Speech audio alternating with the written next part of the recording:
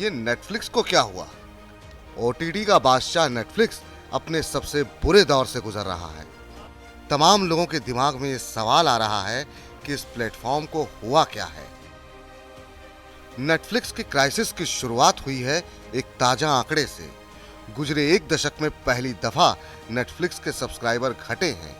इस साल की पहली तिमाही में करीब 2 लाख लोगों ने नेटफ्लिक्स को अलविदा बोला है। आंकड़ा बड़ा है और इस खबर के आते ही नेटफ्लिक्स के शेयर तो जैसे कुएं में कूद गए। बुधवार 20 अप्रैल को एक दिन में नेटफ्लिक्स के शेयर 35% तक नीचे चले गए थे और $226 पर बंद हुए। 2004 के बाद से ये सबसे बड़ी गिरावट थी। गुरुवार को ये और लुढ़ककर $218 पर पहुंच गए। बड़ी बात यह भी है कि नेटफ्लिक्स का मार्केट कैप करीब 2/3 घट गया है। पिछले साल के अंत में ये $300 अरब के पीक पर पहुंच गया था।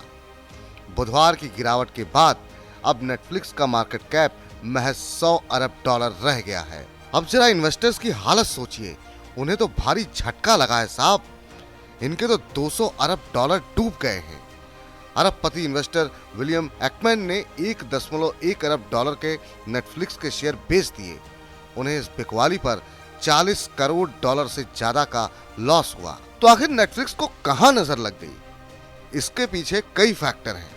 यूक्रेन की जंग के चलते नेटफ्लिक्स ने रूस में सर्विस सस्पेंड कर दी। इससे नेटफ्लिक्स को 7 लाख सब्सक्राइबर का नुकसान हुआ है। फिर आई महंगाई।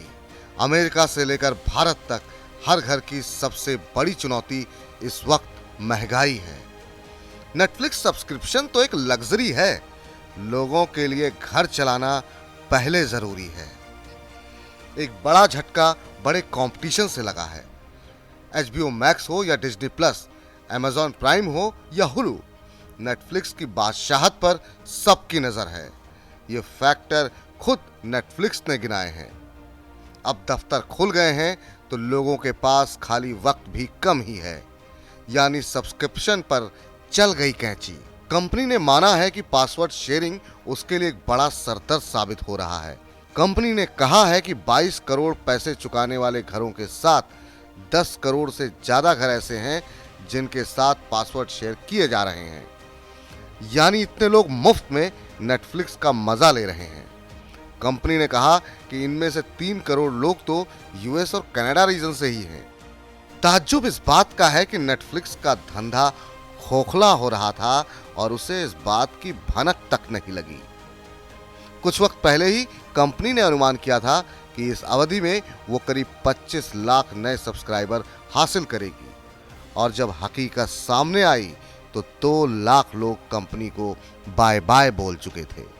अब डरी हुई नेटफ्लिक्स बोल रही है कि आगे जाकर उसे और भी नुकसान हो सकते हैं। भारत जैसे देश की बात करें तो यहाँ 2 मसले दिखाई दे रहे हैं। तमाम लोगों को लगता है कि नेटफ्लिक्स पर उतना लोकल कंटेंट नहीं है, साथ ही नया कंटेंट आ नहीं रहा। भारतीय वैसे भी बचत में उस्ताद होते हैं। Amazon हो या ZEE5, ये प्लेटफॉर्म जेब पर सस्ते पड़ते हैं।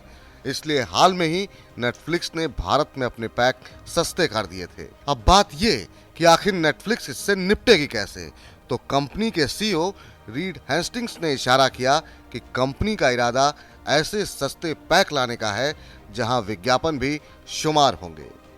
HBO मैक्स और डिज्नी प्लस पहले से ऐसा कर रहे हैं। इस लिहाज से कंपनी की नज़र भारत समेत एशिया के बाजार पर है, यानी OTT बाजार की बादशाह नेटफ्लिक्स के लिए अंत में जंग सस्ता है तो बढ़िया है वाले मोर्चे पर आकर ठहर गई है, और ये जंग अब भारत और एशियाई बाजार में लड़ी जाएगी। यहाँ जो जीता वही बनेगा OTT का सिकंदर। बाकी फैंग के चक्कर में फंसे इन्वेस्टर के सपने यानी नेटफ्लिक्स ने जरूर तोड़ दिए हैं। मनी 9 के लिए प्रवीण शर्मा।